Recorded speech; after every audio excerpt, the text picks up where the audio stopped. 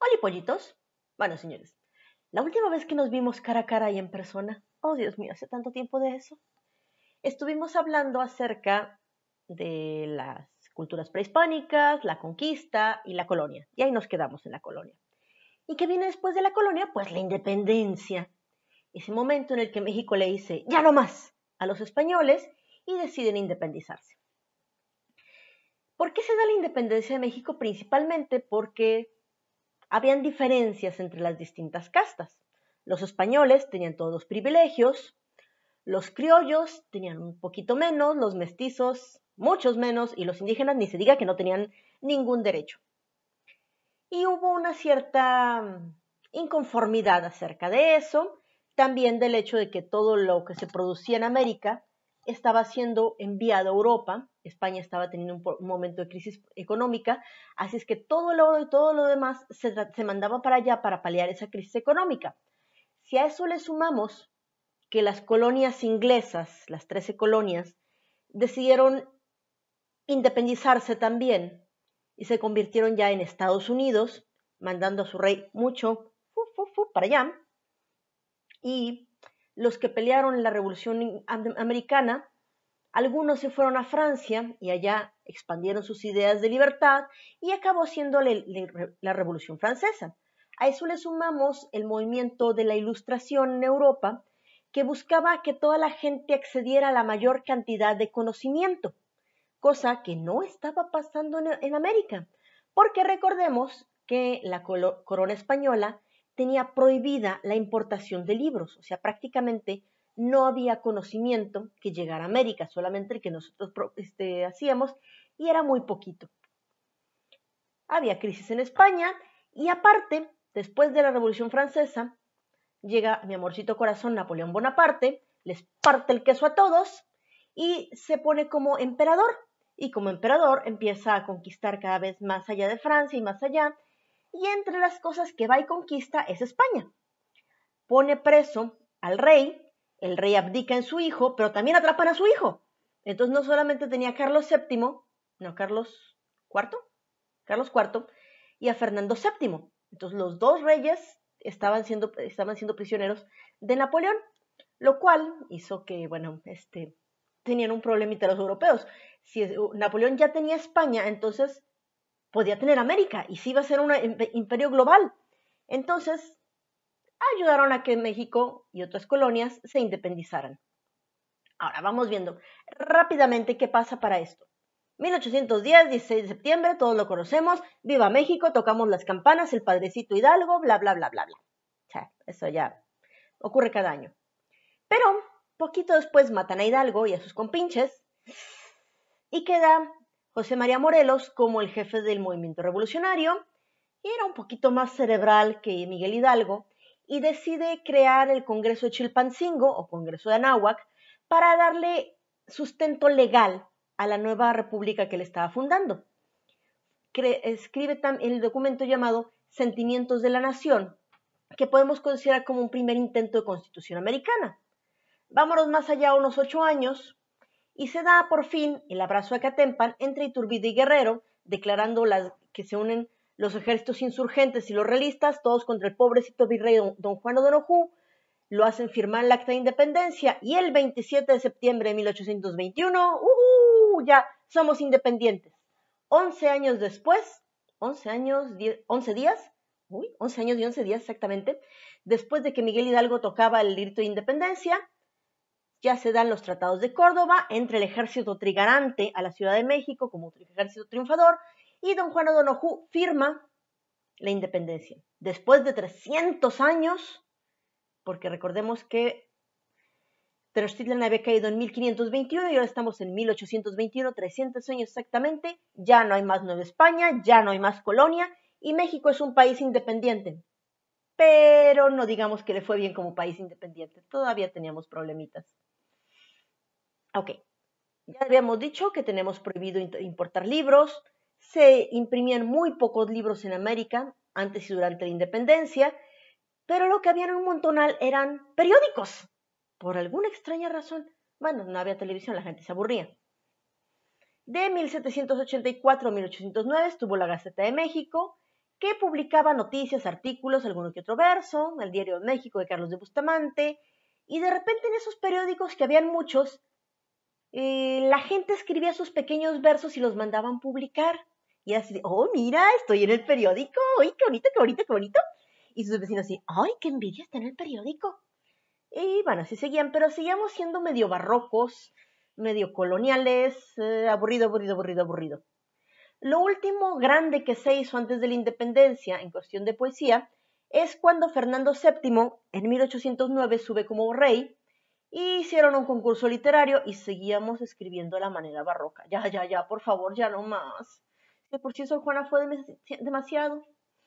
Pero bueno, llega 1810 y ya, tocan la campana de Dolores, empieza la independencia, y a diferencia de casi todos los demás conflictos armados, la independencia de México no tenía un respaldo ideológico e intelectual que se viera en obras y en libritos y en papelitos. O sea, prácticamente se aventaron a lo menso a hacer la independencia.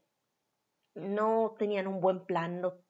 Sí, vamos haciendo la independencia y después que tú gana la guerra y después veremos qué hacemos. Ok, sí.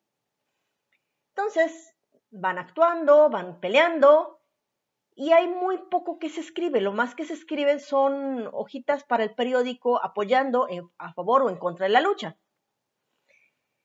Entonces, las personas que estaban en nuestra independencia, más que escritores y pensadores, eran hombres de acción. Teníamos militares, abogados, sacerdotes y demás que eran más buenos con la espada que con la pluma. Bueno, ok. Y además, nadie se le ocurrió llevar un diario, hacer sus memorias de la lucha de independencia, ni nada. Entonces, lo más cercano que tenemos a la literatura del movimiento son los sentimientos de la nación de José María Morelos, que es más una constitución, ideas de leyes, que algo decente. Sin embargo, teníamos mucho, mucho, mucho periodismo. Y en ese periodismo hacían algo que podríamos casi calificar de ensayos, sobre todo lo que son folletos. Los folletos eran hojas sueltas que imprimían con opiniones a favor o en contra de la lucha. La mayoría en contra de la lucha porque los realistas tenían más dinero que los insurgentes. Hasta que en 1812 entra José Joaquín Fernández de Lizardi.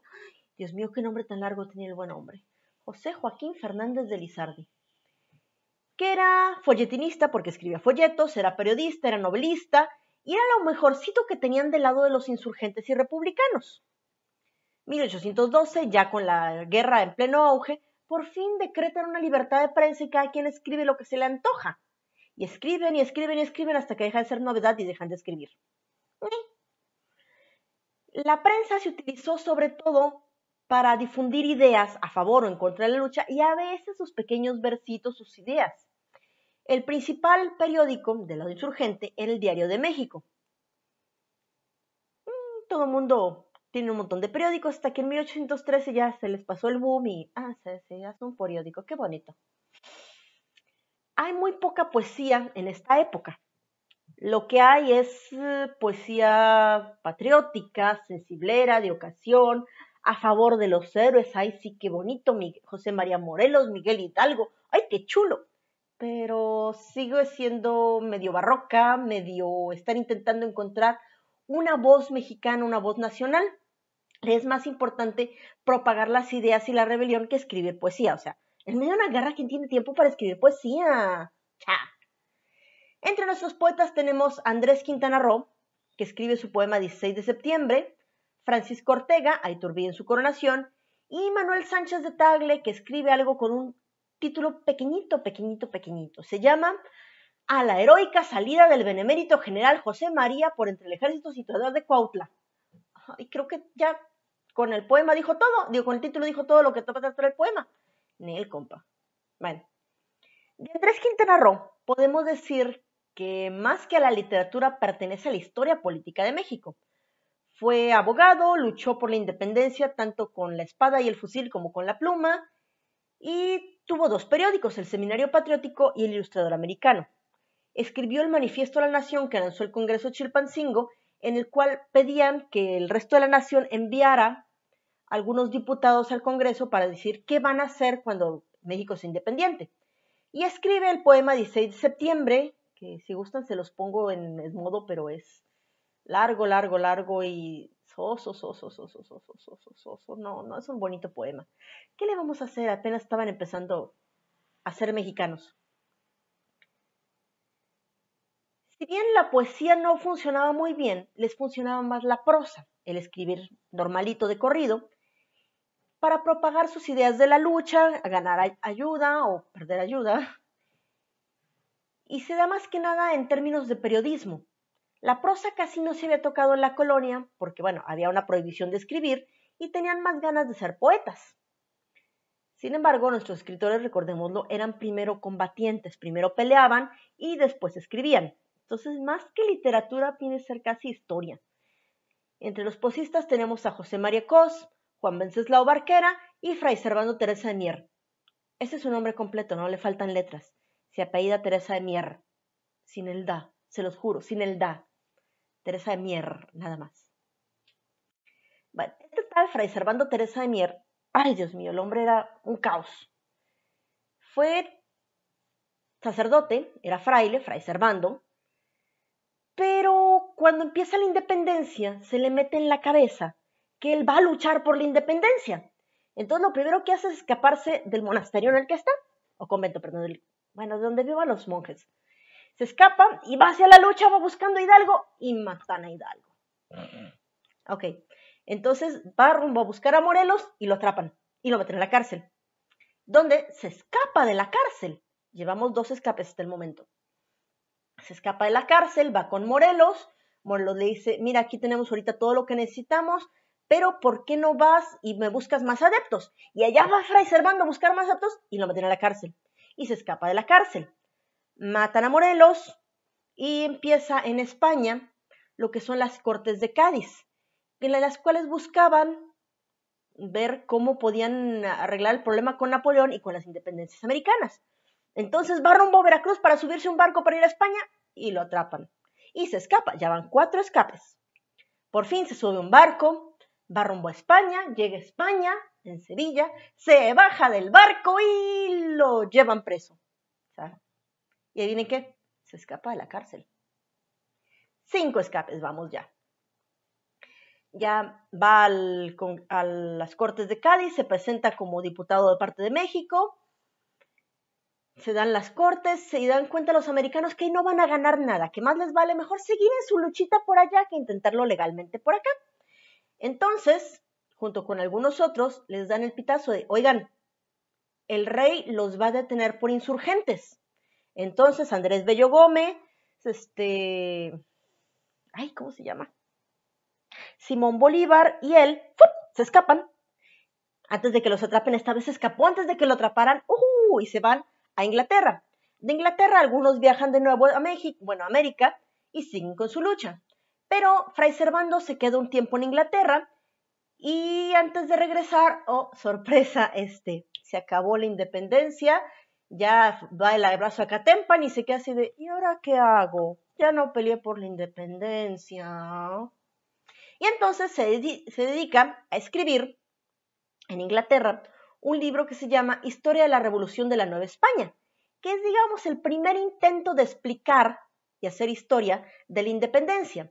Lo termina de escribir, lo manda a imprimir, le dan las copias todas impresas, las sube en un barco para que vayan rumbo a México y allá las vendan, y el barco se hunde. Y él se queda sin nada. Ya va Fray Servando llorando porque la obra de su vida se había perdido en un naufragio, cuando el librero le dice, oye, me quedaron las galeradas. Las galeradas es, digamos, el primer borrador donde están todos los errores, pero ahí estaba el texto. Y entonces, a base de las galeradas, vuelven a hacer una siguiente tirada del libro, lo vuelven a imprimir. Y ya ese es el libro que más o menos conocemos. Estuvo así de ser perdida. Ya acabada la independencia y todo, dice Fray Servando, bueno, ¿y qué sigo haciendo yo aquí en Inglaterra? Me voy a ir a México. Y se regresa a México, lo reciben en Veracruz, ve llegar a las autoridades y dice, en la madre, ya me van a detener otra vez. Ya estaba acostumbrado a que todo el mundo lo detuviera, pero de repente empieza a sonar la banda. Y dice, ¿qué pasa aquí? Y lo reciben como un héroe, porque él había ido a España y a Inglaterra a pelear intelectualmente por la independencia, así de, ¡sí peleé por la independencia! Y se siente todo felizote. Después escribe sus memorias o relación de su vida, que parece más bien una novela porque exagera un poquitín las cosas, narra su vida y cómo se escapa cada rato de la cárcel. Y bueno, ese fue Fray Servando Teresa de Mier. Entre los grandes autores de la época de la independencia, ya habíamos hablado de José Joaquín Fernández de Lizardi. Este no solamente se dedicó a los folletos y al periodismo, sino que escribió prácticamente la primer novela que se escribe en América con intención de ser novela, y específicamente la primer novela de México. Y esa es El Periquillo Sarniento. Cielo santo. El Periquillo Sarniento es la primera novela de América, es una novela costumbrista que relata las costumbres de cómo se vivía en aquel entonces. Trata de ser lo más realista posible, se parece mucho a ciertas novelas españolas que se llaman las picarescas, que tratan de personas sin oficio ni beneficio, o sea, ninis, literalmente, que sobreviven por la vida. Lo que Lizardi buscaba era entretener enseñando y enseñar entreteniendo. Eso lo dijo él, literalmente, no yo. El Periquillo se volvió una novela extremadamente popular. Todo el mundo quería tener una copia del Periquillo Sarniento. Primero la publicó por capítulos en el periódico. Cada semana en el periódico publicaban un capítulo, y ya que terminó, pues la publicó en un libro. Y todo el mundo tenía su copia del libro, o si no tenía su copia del periódico, y siempre estaban por ahí. Entonces fue un libro muy popular. Creo que algunos de ustedes los atormentaron en primaria o algo así regalándoles ese libro. O eso me han dicho a veces. Bueno, entonces Fernández de Lizardi fue la figura literaria más importante de la época. Escribió no solamente El Periquillo Sarniento, sino también escribió otras 3 novelas: La Quijotita y su prima, Vida y hechos del famoso caballero Don Catrín de la Fachenda y Noches tristes y Día alegre. Escribía tal y como hablaba, con un lenguaje del pueblo. El hombre no había estudiado mucho, sino que nada más aprendió a leer y con eso se iba a las bibliotecas y de ahí aprendía, era autodidacta. Y también en sus escritos buscaba enseñar, eran textos con mucha moraleja. Pero bueno, esto es más o menos lo que fue la literatura de la independencia, pero la independencia, como nos la han contado siempre en la escuela, ¿es como ocurrió? En realidad no lo sabemos, porque como nadie escribió, nadie llevaba un diario, nadie hizo una crónica, entonces prácticamente lo que sabemos de la independencia es algo que entre memorias, entre esto y lo otro, inventaron en el siglo XIX los escritores del romanticismo, que buscaban darle a México un pasado uniforme. Algunas cosas las inventaron, otras las hicieron más romanceadas, más ideales, y de entre esos podemos contar a Gil Gómez el Insurgente, Memorias de un impostor o Relatos históricos. De Gil Gómez el Insurgente, de Juan de Covarrubias, es la historia de un niño rico, que su mamá le dice: ¿sabes qué? Aquí en la casa no haces nada, te vamos a mandar al internado y allá vas a aprender. Y el niño dice: no, ¿por qué? Y hace un súper berrinche y se escapa de la casa. Pero el problema es que era medio mencito el niño y se pierde. Le cae la noche, no sabe dónde está y entonces se duerme al borde del camino. Y está dormido cuando de repente empieza a escuchar un caballo y se despierta. No, hombre, ahorita me van a asaltar, me van a robar, me van a hacer algo. Se para el jinete y le dice: niño, ¿qué haces aquí? No, pues es que estoy perdido. Mira, súbete al caballo, te voy a llevar con un sacerdote que conozco y de ahí vamos a tratar de contactar a tus papás. Te llevaría yo, pero tengo mucha prisa. Entonces sube el niño al caballo, lo lleva a la aldea de Dolores, se baja el jinete, le dice: mira, duérmete ahí, yo voy a hablar con el padre, y hablan y hablan y hablan, y a la medianoche el jinete lo despierta. Oye, te busca el padre. ¿Ya qué puedo hacer por este padrecito? Mira, necesito que, a saber cómo, llames a todo el pueblo porque tengo que darles un aviso ahorita inmediatamente. Y el niño así: ¿cómo fregados llamo yo a todo el pueblo si no sé ni dónde estoy? Y lo único que se le ocurre es ir a la iglesia y empezar a sonar las campanas. Y adivinen qué fue eso, el grito de Dolores. Llega todo el pueblo y así: ¿qué pasó, padre Hidalgo? No, pues nos vamos a la independencia. ¡Nos vamos a la independencia! Y arrastran con ellos también al niño. El niño está con Hidalgo, luego se va con Morelos y todo lo demás. Y entonces hacen una historia de la independencia como si Gil Gómez lo hubiera vivido. Y así van más o menos todas las historias de la independencia. Bueno, mis pollitos, por parte de la literatura de la independencia, eso es todo. Nos seguimos viendo. Habrán más videos, no se preocupen. No se libran de mí. Manténganse seguros, manténganse sanos, cuídense. Los extraño y esperemos que logren terminar el semestre porque, oh Dios mío, están perdiendo su sexto semestre. Bye bye, polletos.